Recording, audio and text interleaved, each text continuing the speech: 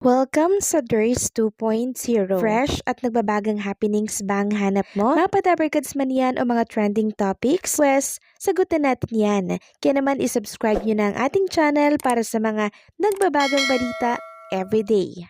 So ayun, welcome back again sa ating YouTube channel mga Kadabarkads. And for today's video, ang pag-uusapan natin ay tungkol sa mga importanteng kaganapan sa loob at sa labas ng Itbulaga. At kanina nga po, nakasama natin ang singer and songwriter na si Leo. At hindi lang yan mga Kadabarkads, kanina may nagbalik din po na Dabarkads dito sa Itbulaga. Walang iba kundi po ang dancing queen at super Serena na si Chelsea Marie and syempre si Lazy Lane. Si Chelsea Marie mga Kadabarkads, sumali po yan sa Super Serena taong 2014. Ang ginagaya niya po ay si Alodia and Solen Yusap. So higit isang dekada mga Kadabarkads, mahigit bago siya bumalik dito sa Itbulaga. Super Serena 2014 kasi siya. Sabi nga dito, sometime between May 19 to 22, 2014, Chelsea Marie Artiaga was announced as a daily finalist for Super Serena Queen of the Sky. She was announced as a daily winner and later advanced to the Super Serena Queen of the Sky semifinals, which would select the representative for Super Serena Grand Finals. On May 24, 2014, Chelsea Marie Artiaga competed in Super Serena Queen of the Sky. She was unplaced. So, bali 11 years mga Kadabarkads, tapos nagbalik ulit siya dito sa Itbulaga. Samantalang bumuhos naman po ang pagbati para kay Jerome Ibardome ngayong kaarawan niya po, October 16, 2025. Sabi nga dito ng isang fan, "You may not know me personally, but I'm one of those who fervently wish and pray for your success in music industry. It's not accidental that you became a part of EBTV Trace, The Clones, and one of the most popular, and you've touched so many people's heart. Jerome Cyrus Ibardome, and I believe it's part of God's plan in your life. Hope you remain thankful and grateful for what God has been blessing you with. Again, happy and blessed birthday, Jerome Ibardome, the magnetic icon." Sobrang daming nagmamahal kay Jerome Ibardome na Dabarkads natin. Yung bigyan ka na lang po ng isang malaking birthday party celebration dito po sa Jollibee. With Jeromantics na fans, mga Dabarkads, doon pa lang masasabi natin na isang superstar talaga si Jerome Ibardome sa dami po ng nagmamahal at sumusuporta sa kanya. And ramdam ko yung pagkabigla at emosyonal nitong si Jerome Ibardome nang masurprise po siya sa inihandang birthday celebration sa kanya kahapon ng mga fans. Kaya maraming salamat po sa mga nagmamahal at patuloy na sumusuporta kay Jerome Ibardome. So si Jerome Ibardome ngayong araw mga Kadabarkads, quality time with his family mga Kadabarkads, kasi special na araw po ito ni Jerome Ibardome, kaya kung inyong napansin wala po siya sa Itbulaga kanina. And nakita nga natin mga Kadabarkads na ginawan po si Jerome Ibardome and Karen Aistrup ng picture na magkasama together, hawak po ni Karen yung cake. Ganon din po si Jerome Ibardome. So ang cute nilang tingnan mga Kadabarkads, 'di ba? Parehas pong mahuhusay sa pagkanta.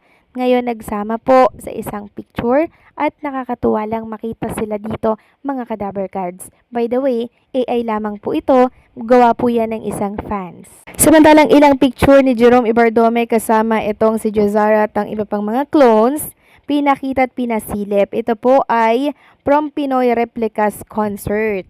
Kung inyong natatandaan yung sinabi ko kanina sa previous update natin, si Alex and Channel po, nagbitaw po siya ng salita mga Kadabarkads na in the future magiging superstar si Jerome Ibardome, kasi maging siya, ramdam niya po mga Kadabarkads ngayon pa lang, dahil yung mga fans po ni Jerome Ibardome, palaki po ng palaki. Kalaunan, magiging fans club yan mga Kadabarkads, magiging fandom yan mga Kadabarkads. Kaya ngayon pa lang, congratulations and happy birthday, Jerome Ibardome. Samantalang niyanig naman ng mga Itbulaga hosts ang Soler Resort kagabi.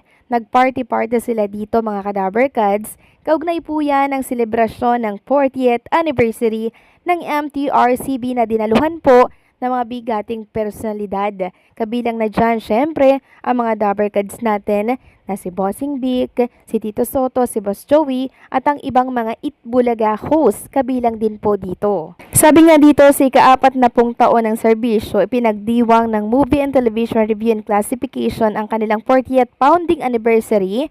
Kahapon po yan, October 15, 2025, sa Soler Resort North Grand Ballroom, Quezon City. Dinaluhan ng mga opisyal, media partners, at mga panauhing pangdangal ang makasaysayang okasyon na may tema pong 40 Years of Integrity. Kabilang din po sa mga panauhin si Estrelita Juliano Tamaño, Chairman ng Federation of International Cable TV and Telecommunications Association of the Philippines o FICTAP, na nagbigay pugay sa patuloy na advokasya ng MTRCB para sa responsable at makabuluhang media content.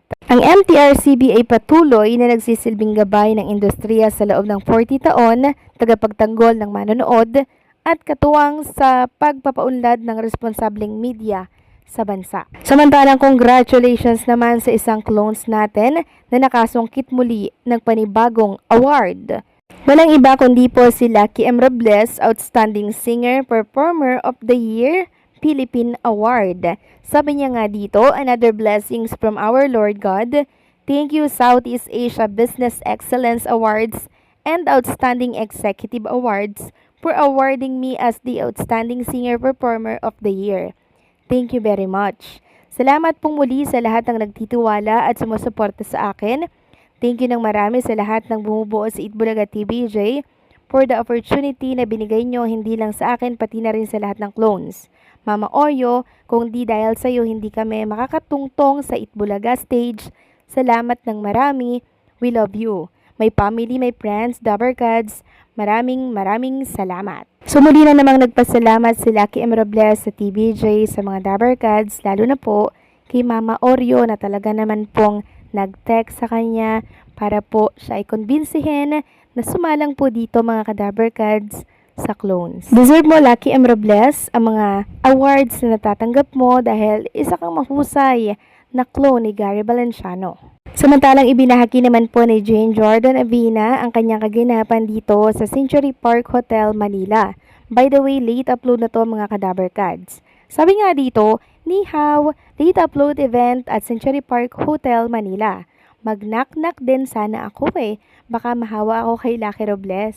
So ang cute ng mga Dabbercads natin, no? Yung samahan talaga nila para silang magkakadugo, para silang magkakapamilya, magkakapatid at tunay na mga Dabbercads. Nakakatuwa yung nabuong samahan dito po sa Itbulaga. Congratulations sa mga clones natin and happy birthday kay Jerome Ibardome. So paano hanggang dito na lamang po ang update natin. Maraming salamat sa patuloy na pagsuporta.